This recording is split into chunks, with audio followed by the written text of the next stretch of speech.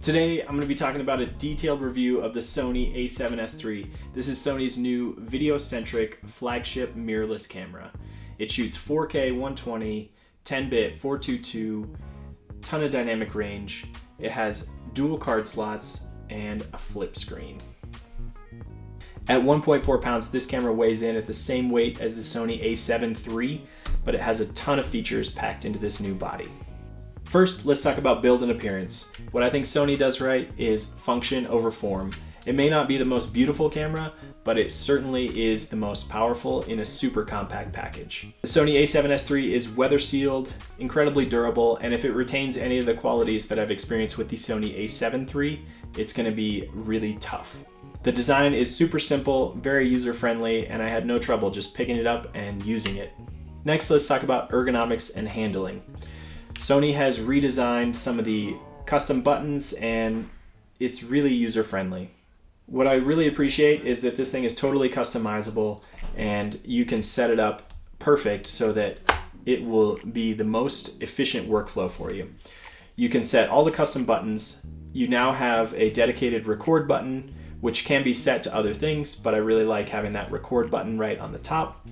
The new multi-selector is really friendly and easy to use.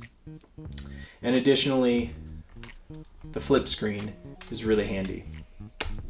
The shutter sound in stills mode is nice and quiet, which I appreciated. And there's so many little details on this camera that I think Sony got right. I made a whole video about it. Check out 16 details that I think Sony got right on the Sony A7S III. This camera feels really solid in the hand, and although it's a slightly larger body than what I'm used to, it felt really nice. Additionally, the stabilization in the video modes is excellent. They now have a new active mode, which just allows you to get really smooth footage even when you're shooting handheld. When it comes to autofocus, you get top of the line, best in class, amazing performance. The autofocus for video is now smoother and more natural feeling, and they've incorporated the touch to track object tracking, which is really handy if you've got lots of moving subjects and you just want to lock onto something. Even if it's moving in and out of the frame, that tap to track function will lock onto it.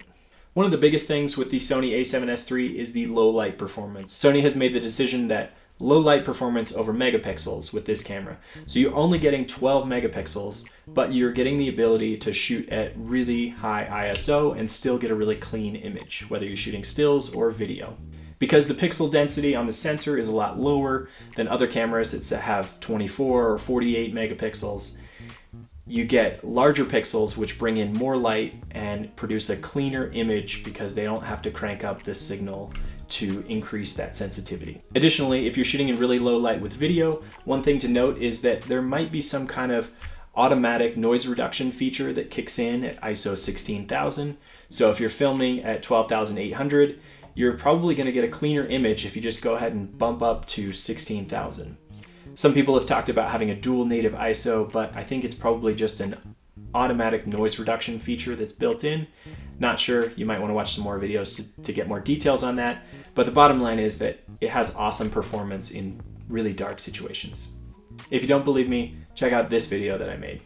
When it comes to image quality, the stills out of this camera have great color, awesome dynamic range, and although they're only at 12 megapixels, they looked really nice. 12 megapixels might sound like not much, but it's going to be plenty if you're just using images digitally and not making large prints. Some people might say you're sacrificing by only having 12 megapixels, but the reality is most people don't print their images and they just live on a hard drive. So having awesome color, awesome dynamic range, and lower megapixel count is, I think, the right choice for this camera. When it comes down to it, it's all about priorities and you have to decide what's important. Having 12 megapixels allows the low light performance to be awesome and some of those video-centric features to be more advanced. Which brings me to the video quality. Out of this camera, you're getting 4K, 120 frames per second, 10-bit 422 internal recording. That's a lot. The editing latitude you're going to have with the 10-bit color is going to be really helpful in your workflow, and having 4K 120 allows you to shoot everything in 4K and not have to make sacrifices if you want to shoot slow motion. Combine that with awesome autofocus, you're not really making any sacrifices. When it comes to overall performance of this camera, I think it is a video powerhouse that also takes stills. And yeah, you might make some sacrifices on megapixels, but getting all of those other features makes this a more video-centric camera, and stills coming secondary. For those of us that shoot photo and video, pairing this camera with something like the A7R III is the perfect combo. You've got something that's really strong for making great still images, and then you've got a video powerhouse, and they both use the same lenses on the same platform and are a really good pair. Lastly, I wanted to talk about the value of this camera. It comes in right around $3,500, and if you compare that to some of the other offerings with a mirrorless camera that does 4K 120, this is a great value. Certainly you make some sacrifices when it comes to stills, but I think that the native E-mount lens system is a lot more flexible than some of the other camera systems out there. Having the ability to get inexpensive full frame prime lenses is something that makes the Sony system stand out. Additionally, there's a lot of third-party manufacturers like Tamron that are making awesome lenses like the 28 to 75mm f2.8, which is a great mid-range zoom that's compatible with this camera at a really affordable price.